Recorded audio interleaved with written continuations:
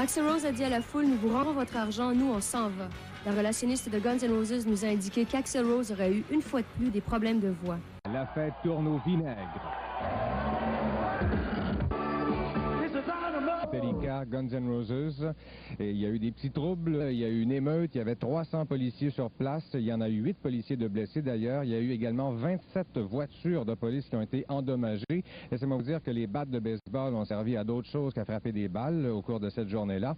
Et aussi, il y en a qui se sont équipés de casquettes et de tout nouveaux t-shirts des expos présentement. Et il y a heureusement qu'il n'y a eu absolument personne de blessé lors de l'émeute.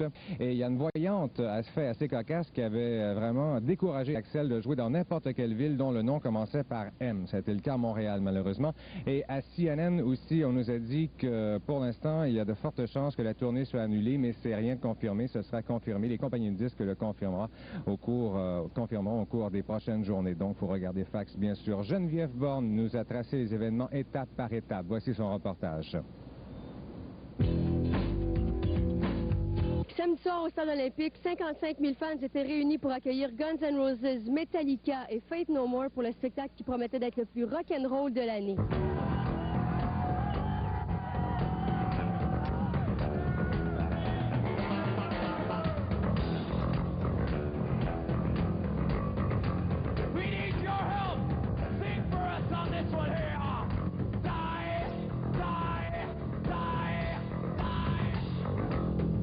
En effet, ce fut très rock'n'roll, mais pas de la façon dont on s'y attendait. Les spectateurs ont vécu déception après déception. Tout a commencé par un malheureux accident. Le chanteur de Metallica, James Hetfield, a été brûlé au 2e degré, au bras et au visage, par un effet pyrotechnique.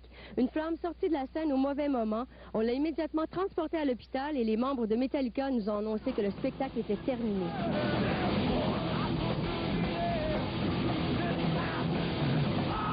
D'où vient le communiqué que tu as reçu? Okay, j'ai juste reçu un communiqué à 4 heures de cet après-midi de Q Prime, le management de Metallica. Je dis ça en anglais. Premièrement, c'est James stepped in the way of an exploding flash pot, one of the band's own explosives, at approximately 8:05 p.m. on Saturday night during their concert at Montreal's Olympic Stadium. He was rushed to a local hospital where he was diagnosed and treated for 2nd to 3rd degree burns on the back of his left hand, as well as 1st degree burns on his right arm. He will not be able to play guitar for the next 2 to 4 weeks per doctor's orders and is expected to fully recover from the burns he received. He was released from the hospital sometime on Sunday afternoon. There will be more information as follows as it becomes available. Merci. Est-ce que tu sais s'il est toujours à Montréal? Non, il n'est pas à Montréal, il est déjà, probablement c'est au New York maintenant. OK. Et puis, ils ne font pas mention de brûlure au visage, finalement? Rien. Probablement dans mon deuxième communiqué que je reçois demain, je vais donner plus d'informations. Après l'interruption du spectacle de Metallica à cause de l'accident arrivé au chanteur, le public rassemblé dans le stade olympique attendait avec impatience l'arrivée de Guns N' Roses. Les gens ont dû attendre pendant 2h10. Axl Rose est finalement monté sur scène pour donner un très court spectacle de 40 minutes pour finalement quitter la scène. Les gens ont pris plusieurs minutes avant de se rendre compte que le spectacle était bel et bien terminé. Les plus insatisfaits ont mis le feu à leur chandail de Guns N' Roses. Plusieurs feux ont été allumés ici à l'intérieur du stade olympique, dont 2 majeurs.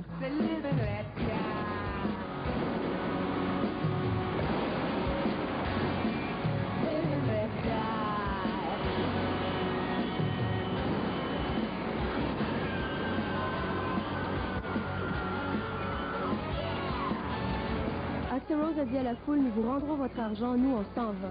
La relationniste de Guns N' Roses nous a indiqué qu'Axl Rose aurait eu une fois de plus des problèmes de voix.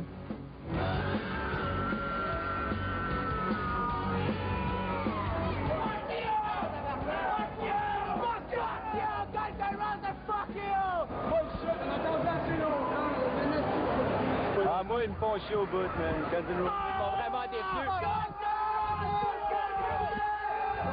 Moi, j'ai vu que Axl avait une mauvaise attitude. À un moment donné, à peu près 20 minutes dans le show, il a donné un coup de pied au moniteur qui était à côté de lui, là, et ça a tombé à terre. Puis après ça, il a monté près du drum, puis il a lancé son micro à terre, puis il a disparu. Puis durant les breaks entre les chansons, il a fait des commentaires qui avaient trait au fait qu'il voulait vraiment pas être là, qu'il était pas... à la fin, il a dit « This is the last time we're going to tour for a long time ». C'est en sortant du stade que plusieurs spectateurs déçus et frustrés par le comportement d'Axl Rose ont commis des actes de vandalisme. Ils ont entre autres saccagé et brûlé une voiture qui est exposée ici. La boutique des Expos à l'intérieur du stade olympique a été saccagée et vidée de son contenu et plusieurs vitres ont été fracassées.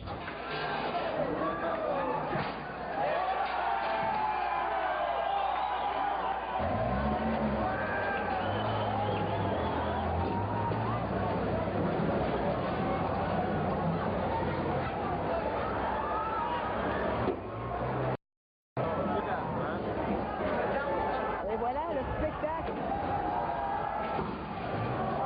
À l'extérieur du stade olympique, les spectateurs s'en sont prêts à des panneaux de signalisation, des lampadaires, ils ont mis des feux un peu partout.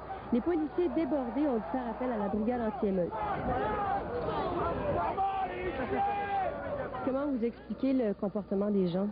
Bien, évidemment, il y a de la frustration et c'est le fait aussi de quelques voyous. C'est l'ensemble, il y avait quand même 57 000 personnes qui étaient ici hier et l'ensemble s'est très bien comporté. D'ailleurs, c'est pour ça que les dégâts sont relativement limités ce matin. C'est que l'ensemble s'est très, très bien comporté. C'est le fait de quelques vandales qui ont fait ces dégâts-là. Alors, c'est pour ça que ça me laisse entrevoir quand même des prochains spectacles comme U2 le 27 août prochain avec beaucoup d'optimisme. Définitivement, pour nous, on va réclamer aux assurances des productions Donald K. Donald et même peut-être aux assurances de Guns N' Roses. Est-ce que vous laisseriez Guns N' Roses refaire un spectacle au stade olympique? Certainement pas.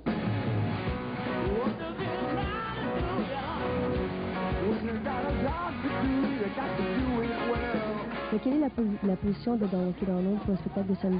Alors, pour chaque présentation d'un spectacle, ce sont les artistes et les artistes seulement qui sont responsables du contenu, du degré d'expression artistique, de la qualité ou de la durée de leur prestation. La position du producteur est la suivante. Faith No More s'est produit sur scène pendant 45 minutes, Metallica a joué pendant 80 minutes et Guns N' Roses a donné une prestation de 55 minutes. Il n'y a rien d'autre que notre organisation puisse ajouter au moment présent. Nous laisserons parler en notre faveur 25 années consacrées à l'organisation de spectacles et une réputation sans tache. Donc les gens ne seront pas remboursés pour leurs billets? Il n'y aura pas de remboursement, non. Ceci n'est pas une demande musicale, c'est un intérêt public pour Guns N' Roses. Hey, Axel, on est 50 000 personnes qui t'envoient tout chier! Nous autres, notre demande spéciale, c'est plus jamais d'en revoir. On voudrait demander One de Metallica parce que les autres sont smart, nous ont fait des excuses parce que 40$ c'est cher pour de la merde. Fini. S'ils nous remboursent pas demain, c'est une gang de trous de pied. Puis en passant, on aimerait ça souhaiter un bon rétablissement à Jay Hetfield. C'est bien malheureux, en espérant qu'ils vont venir nous en faire un autre show. Puis c'est ça, merci. Donc, ça brassait samedi au stade et Geneviève Borne était dans le milieu, dans le feu de l'action, c'est le cas de le dire. Aussi, il y a tellement de nous parler de l'attitude des deux groupes qui sont totalement, diamétralement opposés. Ah oui, absolument. C'est incroyable de voir. Ces deux groupes-là sont dans les plus populaires à travers le monde maintenant.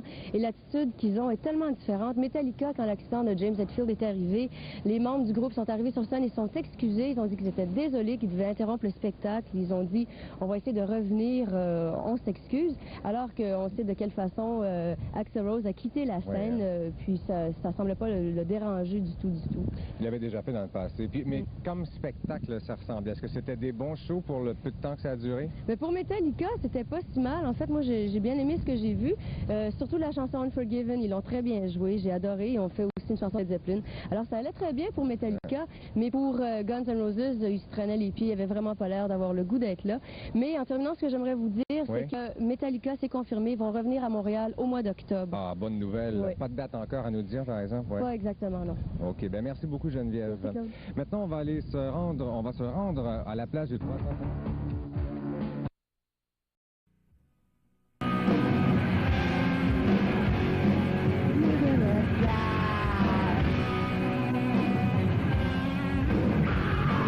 I don't think that they are going to come to this show looking for anything specific. I think the fact that you take these two bands, put them on the same bill, and give people an opportunity to basically experience Metallica and Guns N' Roses, 5 hours next to each other is if everybody's going to come looking for something different, they'll want to release some energy. They've had a rough week at work or blah, blah, blah, some problems in their personal life or whatever, and they just come and they get all that anxiety and all that energy out, and hopefully we can, you know, be the people that just, you know, help derive that out of them so they don't take it out on their houses, on their parents or something like that. Rock and roll is a huge release. It's a huge release, you know, that's what it is. And it's not supposed to be predictable. And it's not supposed to be like what say thing is going to be there on a daily basis, or you can just turn on the radio and it's just like the same thing every day. Because that's not, the motivation between what bands are supposed to be about, as far as how I grew up, is entirely different. I'm free to speak my mind anywhere, and I'll never mind anywhere I roll, where I lay my head is so nasty. For me, it's like, go to the gig, cool, you know, and then just, you know, be cool to your fellow man. You know, that's one thing I can't stand is you know, crowd violence and all that, because that's not necessary and that's not anything about what any of us are about. And you know, I just never understood the whole thing about you go see your favorite band and the way that you show your appreciation is that you throw something at them. It doesn't like make a lot of sense. Or the person next to you. Yeah, you know, beat the hell out of the guy next to you. It's that's just, you know, really important. Sometimes I wonder what these people are thinking. And I know it's a mass audience. I know that there's a lot of individuals involved. A hell of a lot of individuals. There's going to be a lot of different people coming to this thing. So, you know, I mean, we're not going to sit here and preach and tell you guys what to do, but just, you know, just let's be cool and let's make this work.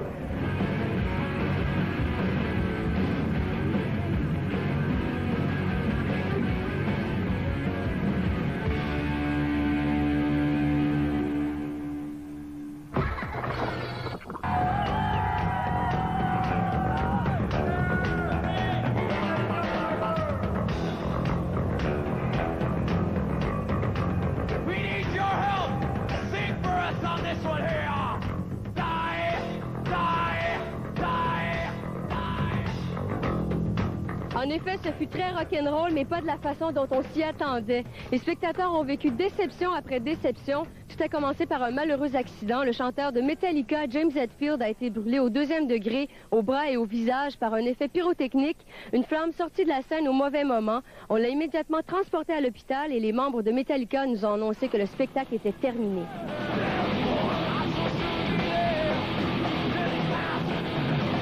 James stepped in the way of an exploding flash pot, one of the band's own explosives, at approximately 8:05 p.m. on Saturday night during their concert at Montreal's Olympic Stadium. He was rushed to a local hospital where he was diagnosed and treated for 2nd to 3rd degree burns on the back of his left hand, as well as 1st degree burns on his right arm. Après l'interruption du spectacle de Metallica à cause de l'accident arrivé au chanteur, le public rassemblé dans le stade olympique attendait avec impatience l'arrivée de Guns N' Roses. Les gens ont dû attendre pendant 2h10. Axl Rose est finalement monté sur scène pour donner un très court spectacle de 40 minutes pour finalement quitter la scène. Les gens ont pris plusieurs minutes avant de se rendre compte que le spectacle était bel et bien terminé. Les plus insatisfaits ont mis le feu à leur chandail de Guns N' Roses. Plusieurs feux ont été allumés ici à l'intérieur du stade olympique, dont 2 majeurs.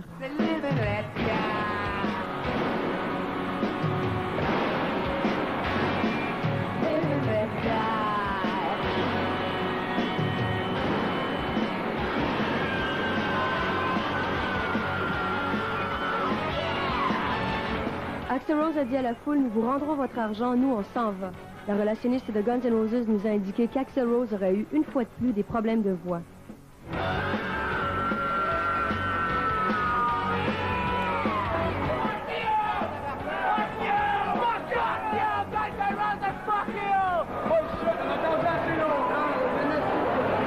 Moi, ils me font chier au bout, man. Guns N' Roses, ils m'ont vraiment déçu.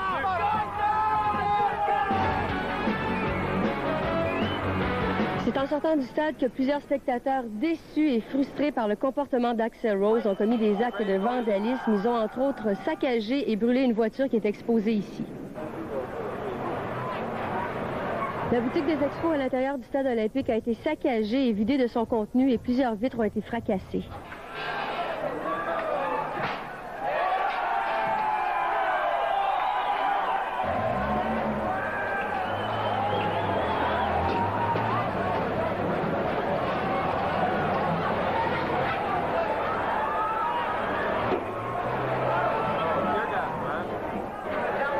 Et voilà le spectacle. À l'extérieur du stade olympique, les spectateurs s'en sont pris à des panneaux de signalisation, des lampadaires, ils ont mis des feux un peu partout. Les policiers débordés ont dû faire appel à la brigade anti-émeute. Comment vous expliquez le comportement des gens? Bien, évidemment, il y a de la frustration et c'est le fait aussi de quelques voyous. C'est l'ensemble, il y avait quand même 57 000 personnes qui étaient ici hier et l'ensemble s'est très bien comporté. D'ailleurs, c'est pour ça que les dégâts sont relativement limités ce matin, c'est que l'ensemble s'est très, très bien comporté. C'est le fait de quelques vandales qui ont fait ces dégâts-là. Est-ce que vous laisseriez Guns N' Roses refaire un spectacle au stade olympique? Certainement pas.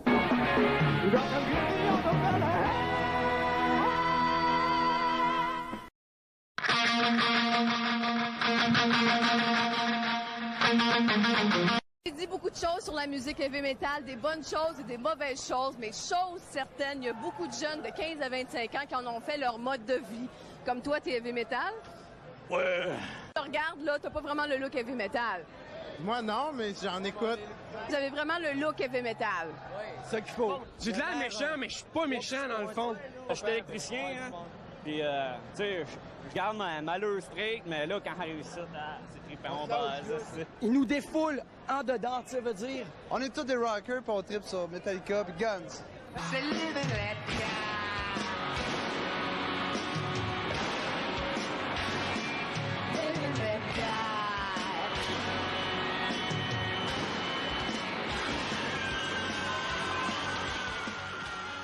Cette journée heavy metal s'est vite transformée en cauchemar quand Axl Rose a quitté la scène après 50 minutes de spectacle sans aucune raison. Malheureusement pour la majeure partie des 57 000 fans, une poignée d'entre eux ont cru bon de saccager tout sur leur passage et ont laissé le stade dans un bien piètre état. Contrairement à la rumeur qui courait, Donald K. Donald ne remboursera pas les billets.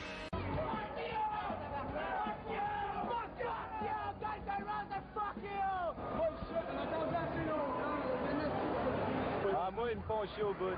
Guns N' Roses, ils m'ont vraiment déçu. Frustrés par le comportement d'Axl Rose, ont commis des actes de vandalisme. Ils ont entre autres saccagé et brûlé une voiture qui est exposée ici.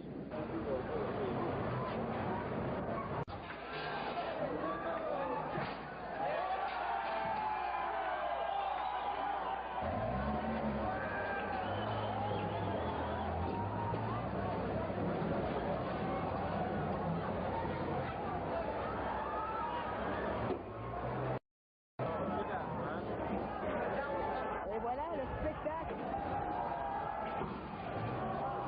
Ils ont mis des feux un peu partout. Les policiers débordés ont dû faire appel à la brigade anti-émeute. Moi, j'ai vu qu'Axl avait une mauvaise attitude. À un moment donné, vers à peu près 20 minutes dans le show, il a donné un coup de pied au moniteur qui était à côté de lui, là, et ça a tombé à terre. Puis après ça, il a monté près du drum, puis il a lancé son micro à terre, puis il a disparu. Puis durant les breaks entre les chansons, il a fait des commentaires qui avaient trait au fait qu'il voulait vraiment pas être là, qu'il était pas... à la fin, il a dit « This is the last time we're going to tour for a long time ». C'est un intérêt public pour Guns N' Roses. Hey, Axel, on est 50 000 personnes qui t'envoient toutes